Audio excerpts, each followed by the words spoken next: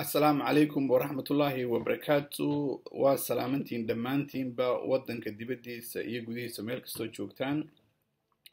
ومختار عيناشو إذن كسو سلامية أوسلو نوروي وحن شعلان لها بلنا كيرا هدلا مانتا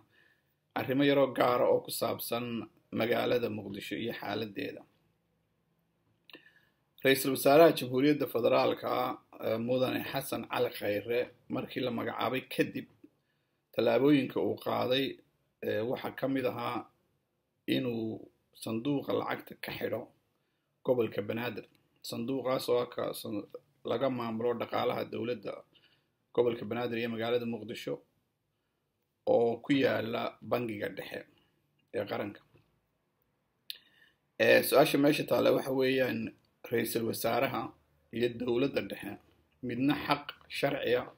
ama dastuuriya ma u leeyihiin inay tallaabo caynkaasoo kala qaadaan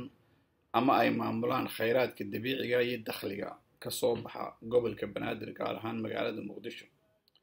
ani waxaan aaminsanahay jawaabtaasi inay tahay maya waayo dee dakhliga kasoo baxa dekedaha kale waddanka midna ma maamusho dowladda dhexe soo sababta ay si gaara loola dhaqmayo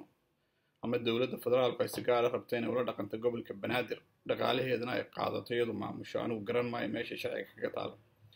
bal taasi aan usoo noqono dowladdii dhexe ee qaranku waxay ku baabaday sababo badan waxaa ka mid ahaa cadaalad darro waxaa ka mid ahaa dowlad xumo waxaa ka mid ahaa sharci la-aan dastuur la-aan keli tashinimo dimuqraadiya la-aan xasuuq qabiilaysi gobolaysi ama gobol xaqirid taasoo keentay khasaare weyn baabii iyo burburkii dowladdii dhexe qarankii soomaaliyeed oo burburay ummaddii soomaaliyeed iska hortagta oo islaysay magaalooyinkii oo burburay dadkii oo qaxay oo adduunyada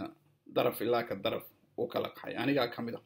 oo hadda norway idinkala soo hadlaya markaa sharci darradii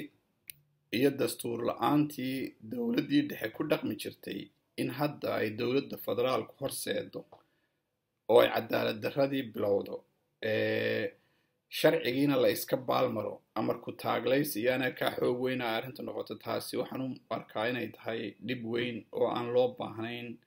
waa inuu sharcigu noqdaa ka salka u ah ficilka ay dowladda ama ra-iisul wasaaruhu uu qaadayo si kasta ha noqotee dastuurka qabiyo qoraalka ee federaalku wuxuu odhanaya in lagu heshiiyo mustaqbalka khayraadka dabiiciga sida matalan kalluumaysiga oil and gas iyo waxyaabaha lamida macdanta waxaa kaloo odhanaya waa in lagu heshiiyaa dakhliga dowladda iyo kharashka dowladda dhexe ay isticmaalayso waxaan la yidhaha public expenditure siday hadda maanta tahay dowladda dhexe kharashka ay isticmaasho oo dhan intiisa badan marka laga reebo waxa hay-adaha shisheeyuhu bixiyaan ama dowladaha shisheeyuhu ay bixiyaan waxay ka timaadaa gobolka banaadir gaar ahaan dekedda iyo airportka dastuurku waxaa kaloo odhanayaa cashuurta dowladda dhexe ay qaadanayso waa in laga heshiiya weli taa laguma heshin waayo cashuur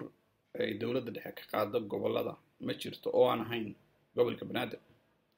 ama magaalada muqdisho taasna anigu waxaan u arkaa inay tahay arrin qalloocan oo aan sharci ahayn iyo dastuurtoona haddaan ka hadallo matalan magaalada muqdisho ama gobolka banaadir guud ahaan waxaa hadda ka jira amni xumo waxaa ka dhacaysa dhimasho maalin walba matalan saddex bilood in ku dhadhow buu madaxweyne farmaajo fila soomaaliya fadhiyaa isagoon wax bada qaban saddexdaa bilood ee dhadhow waxaa ku dhintay muqdisho in ka badan 700 oo qof oo rayada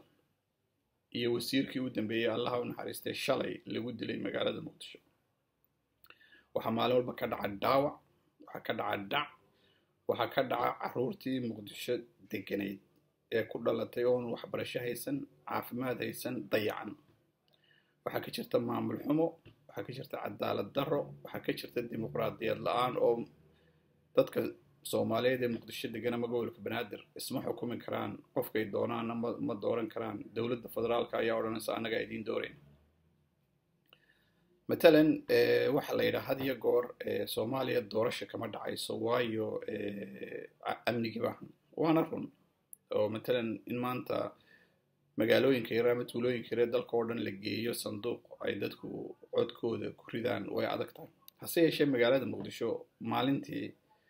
haddii 20,000 oo askari amisan baa jooga 20,000 oo Soomaaliya baa jooga 12,000 oo booliis baa jooga 3,000 oo nabad sugid baa jooga 2,000 oo asluubtii baa jooga waa ciidan ku dhow 50,000 oo askari haddii si fiican loo maamulan waxaan aaminsanahay magaalada Muqdisho inay doorasho ka dhici karto marka maxaa loogu diidayaa in Muqdisho ay doorato qofka ay doonayaan haweeneyda ama ninka ay doonayaan mayor u noqdo ama gudoomiye gobol u noqdo ama duqa magaalada hase yeeshee